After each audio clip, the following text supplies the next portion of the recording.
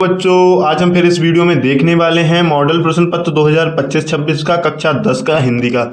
मैं आपको बता दूं ये पूरा का पूरा वायरल पेपर है। इसे अगर आप कर लेते हैं आपके 70 में से 50 से 60 नंबर के बीच में आ जाएंगे, अगर आप इसको सही तरीके से सॉल्व कर लेते हैं, क्योंकि ये वायरल पेपर है। जिन्होंने अभी तक कुछ नहीं पढ़ा है उनके लिए ये वीडियो पूरी की पूरी रामबाण साबित होने वाली है। कक्षा 10 के लिए ये वीडियो होने वाली है, हिंदी विषय के सभी विद्यार्थियों के लिए। आपके लिए 3 घंटे 15 मिनट का टाइम मिलेगा, ठीक है। आपको ऐसा पेपर मिलेगा, इसमें सबसे पहले आप देखेंगे, आपको देखने को मिलेंगे वस्तुनिष्ठ प्रश्न या बहुविकल्पीय प्रश्न, ठीक है। इसमें हम स्टार्ट करते हैं, ठीक है। खंड आ के लिए सबसे पहले 20 बहुविकल्पीय प्रश्न दिए जाते हैं। सबसे पहला क्वेश्चन है हमारा, दूसरा सप्तक प्रकाशित हुआ। दूसरा सप्तक प्रकाशित हुआ, कब प्रकाशित हुआ? दूसरा सप्तक हुआ 1943, 1951 में हुआ था, ठीक है। सुमित्रा नंदन पंत की रचना है। सुमित्रा नंदन पंत की रचना कौन सी है? उर्वशी नहीं है, पल्लव है, साकेत नहीं है, कामायनी भी नहीं है, ठीक है। छायावाद की मुख्य विशेषता है। छायावाद की मुख्य विशेषता क्या है? प्रकृति का मानवीकरण, ये इसकी मुख्य विशेषता, ये नहीं है, ठीक है, ठीक है। अगला क्वेश्चन हो जाता है, मैथिली शरण गुप्त किस युग से संबंधित है? मैथिली शरण युग द्विवेदी युग से नहीं है, शुक्ल युग से है, इनसे भी नहीं है, ठीक है। केशव को कठिन काव्य का प्रेत किसने कहा? केशव को कठिन काव्य का रामचंद्र शुक्ल ने कहा था। ये सब इसके रॉन्ग आंसर हो जाएंगे, ठीक है। इतना करने के बाद हम आ जाते हैं अपने दूसरे पेज पे, ठीक है। फिर अगला आ जाता है, अजातशत्रु नाटक के नाटककार हैं। अजातशत्रु नाटक के नाटककार कौन है? इसके नाटककार हो जाएंगे जयशंकर प्रसाद, सही हो जाएगा। ये इनके रॉन्ग आंसर हो जाएंगे, ठीक है। अगला क्वेश्चन है, इलायची जोशी की कहानियों का विषय है। इलायची जोशी की जो कहानियों का विषय है वो क्या है? सामाजिक नहीं है, मनोवैज्ञानिक है, ऐतिहासिक और राजनीतिक भी नहीं है, ठीक है। फिर अगला क्वेश्चन आ जाता है, सन 1900 कर लेना इसको, ठीक है। सन 1918 से 1936 ईस्वी तक का समय है। इस समय को क्या कहा जाता है? ठीक है, प्रेम युग, चंद्र युग भी कहा जाता है, प्रेमचंद्र युग भी कहा जाता है, प्रसाद युग भी। उपरोक्त सभी इसका जो राइट आंसर हो जाएगा, ठीक है। मिलान कीजिए। ये देखो पूरा का पूरा मैं आपको बता दूं ये न्यू पैटर्न है, ठीक है। इस तरीके का क्वेश्चन ना कभी पूछा गया था, अब आगे आपको देखने को मिलेगा। इस बार आपको मैं बताऊं 99% चांस है कि ये क्वेश्चन आपको देखने को जरूर से मिले, ठीक है। मेला आंचल किसकी है? फणीश्वर नाथ रेणु जी की। चित्रलेखा भगवती चरण वर्मा जी की। उसने कहा था कि कौन है? चंद्र गुलेरी शर्मा। कफन के कौन है? प्रेमचंद्र, ठीक है। इसका जो राइट आंसर हो जाएगा वो ए हो जाएगा, ठीक है। अगला क्वेश्चन, निम्नलिखित में से उपन्यास है। निम्नलिखित में से उपन्यास क्या है? ठीक है, सेवा सदन नहीं है, विराट की पद्मिनी कफन है, ठीक है, चित्रलेखा भी नहीं है, ठीक है। इसी तरह से आपको करना है, ठीक है। इसका राइट आंसर सी हो जाएगा, ठीक है, ठीक है। पहला है, दूसरा है, चौथा है, ठीक है। इसका राइट आंसर सी हो जाएगा। ये वाला कफन है वो नहीं है, ठीक है, मतलब ये नहीं है, ये सारे हैं तीनों, ठीक है। इसी करुण रस का स्ताई, भाई भैया ये तो आपके लिए 100% तैयार कर लेना है। करुण रस और श्रृंगार रस ये तो आपके बोर्ड एग्जाम में पूछे जाएंगे, ठीक है। करुण रस का स्थायी भाव है, रति नहीं है, हास भी नहीं, निर्वेद नहीं है। करुण रस का स्थायी भाव शोक होता है, ठीक है। इसी तरह से आपको अपने बोर्ड एग्जाम में करना है, ठीक है।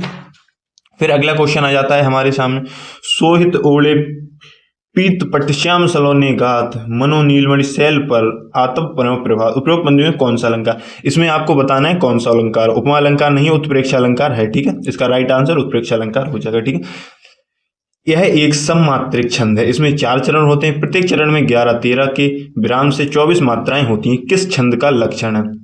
ये आपको बताना है किस छंद का लक्षण है। सोरठा का नहीं है, रोला का है, इनका भी नहीं है, इनका भी नहीं है, ठीक है। फिर आ जाता है प्रश्न संख्या 14, प्रहार शब्द किस उपसर्ग का प्रयोग किया है? प्रहार शब्द में प्रा का उपयोग किया गया है, ठीक है। नार का भी नहीं, पर का भी नहीं, आ का भी नहीं हुआ है, ठीक है। फिर अगला क्वेश्चन आ जाता है, पंचतंत्र में कौन सा समास है? पंचतंत्र में कौन सा समास है, ठीक है। पंचतंत्र में कर्मधारय समास नहीं, द्विगु समास है, ये भी नहीं है, ये भी नहीं है, ठीक है। फिर अगला क्वेश्चन आ जाता है हमारा, अर्थ के आधार पर वाक्य कितने भेद हैं? वाक्यों के कितने भेद हैं अर्थ के आधार पर? 2 भी नहीं है, 5 भी नहीं है, 8 होते हैं, 6 भी नहीं होते हैं, ठीक है। ये इसका रॉन्ग आंसर हो जाएगा। इसका जो राइट आंसर हो जाएगा वो हो जाएगा 8, ठीक है। आंसू का तत्सम रूप है। आंसू का तत्सम रूप क्या है? रोना भी नहीं है, आंसू भी नहीं है, आंख भी नहीं है, आंसू है। इसके लिए उसमें भी पूछ लिया जाता है कभी कभी बार, ठीक है। कर्मधारा में प्रधानता होती है, कर्मधारा में प्रधानता होती है, कर्ता की भी नहीं होती है, भाव की प्रधानता भी नहीं होती है, कर्म की प्रधानता होती है। ठीक है, 19वां हो जाता है तब भी शब्द में वचन और विभक्ति है, तब भी शब्द में षष्ठी विभक्ति एक वचन भी नहीं है, सप्तमी विभक्ति द्विवचन भी नहीं है, पंचमी विभक्ति बहुवचन नहीं, चतुर्थ विभक्ति बहुवचन है। ठीक है, इसका ये राइट आंसर हो जाए।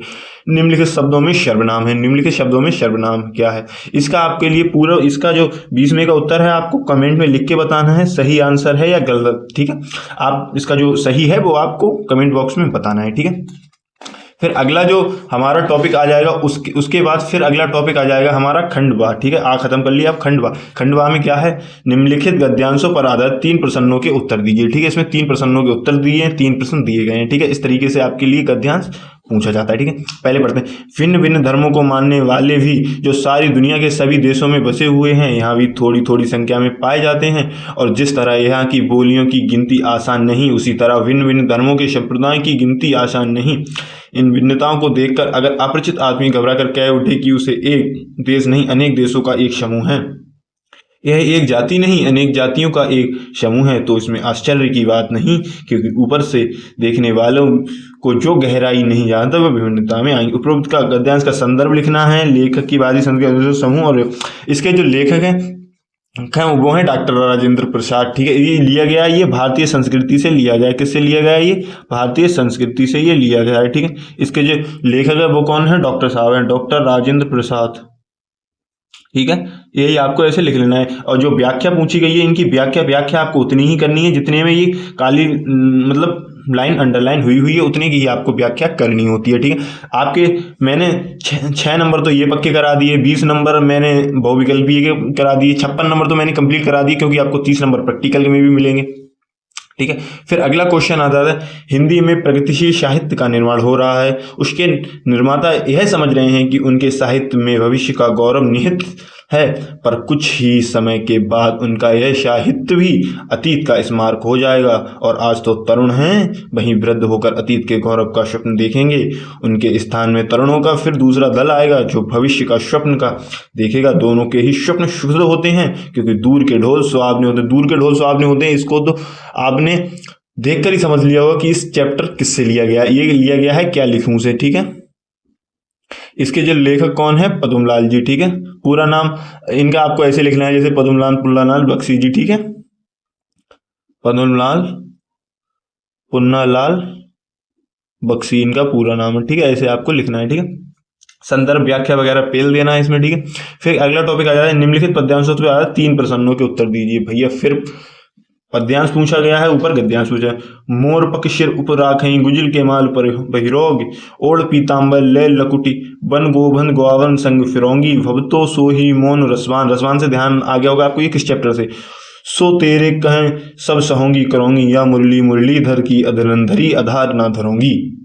ये आपको पढ़ के ही समझ में आ गया होगा कि ये किस चैप्टर से लिया गया है। ठीक है, ये सबैया चैप्टर से लिया गया है, और लेखक तो आपको समझ में आ ही गए होंगे कि इसके लेखक कौन है। ठीक है, रसखान जी हैं। ठीक है, ऐसे ही आपको इसकी जो व्याख्या, अगर आपको व्याख्या नहीं आ रही तो इसी को तोड़ मरोड़ के लिख दो, तब भी आपको पूरे के पूरे 100% नंबर मिलेगा, गारंटी है मेरी। ठीक है, फिर अगला टॉपिक आ जाता है पद्यांश का ही।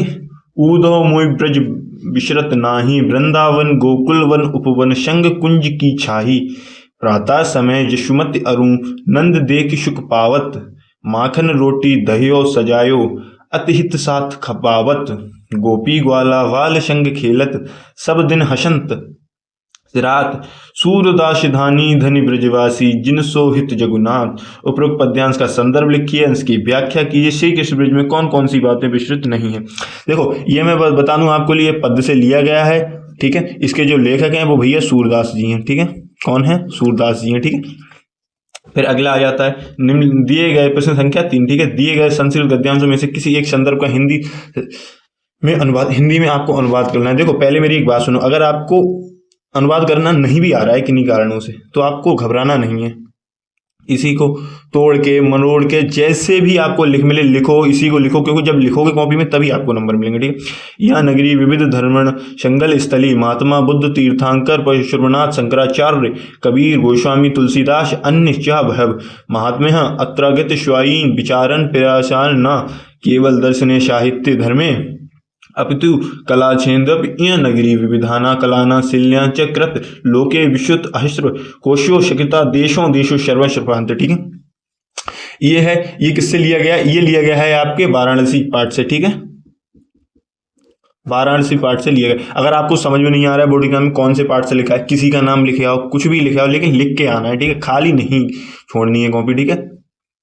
आस्मक संस्कृति सदा गतिशील वर्ताते मानव जीवन संस्कृतम ऐसा यशमस्य नवा नवा विचारधारा स्वक्रोत नवा शक्ति च प्रोन्नति अत्र दूरग्रहे नस्ति यथा युक्ति कल्याणकारी च तदत्र संघर्षा गहन्त भवति एतस्य गतिशीलतास्य रहमास्य मानव जीवनस्य श्वासत मूलेषु निहत्तम तदा यथागतस्य प्रतिवष्ट सर्वभूतेषु क्षमाभाव विचारेषु और दाद्रयाम आचार्य दृढ़ता चेति, ठीक है।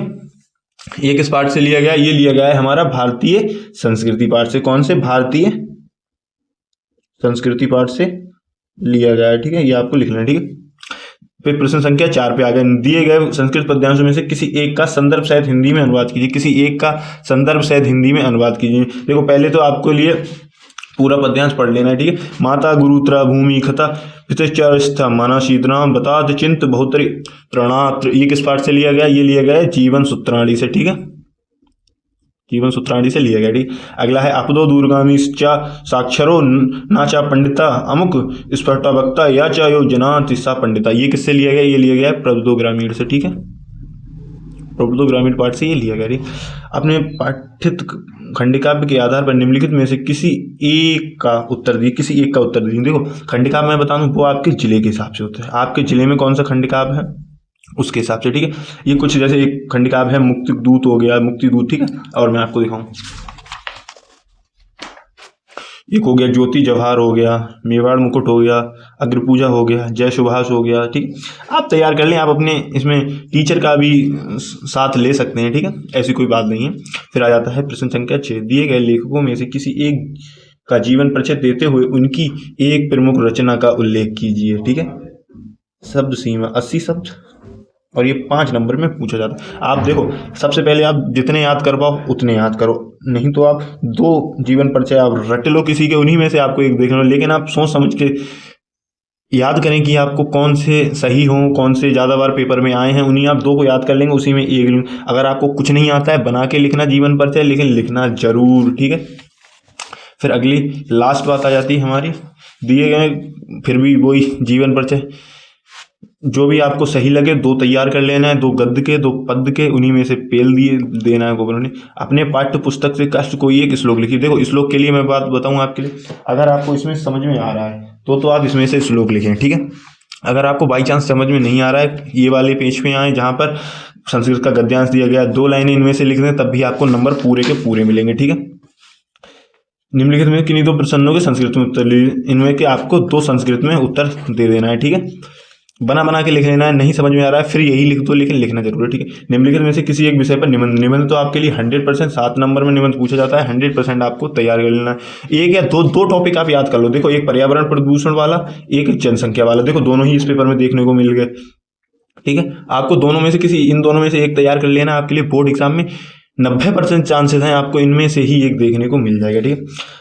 उत्तर मध्य रेलवे को एक ऐसा शिकायती पत्र लिखिए जो ट्रेन में साफ सफाई और सुविधा न उपलब्ध होने का उल्लेख हो। एक आपको प्रार्थना पत्र लिख लेना है पूरा वही, ठीक है, दे देना है, लिख के आ जाना है। और अगर आपको वीडियो अच्छी लगी हो तो वीडियो के लिए एक लाइक जरूर से जरूर कर दें, लाइक तो कर ही दें, और चैनल को सब्सक्राइब तो जरूर कर लें। अगर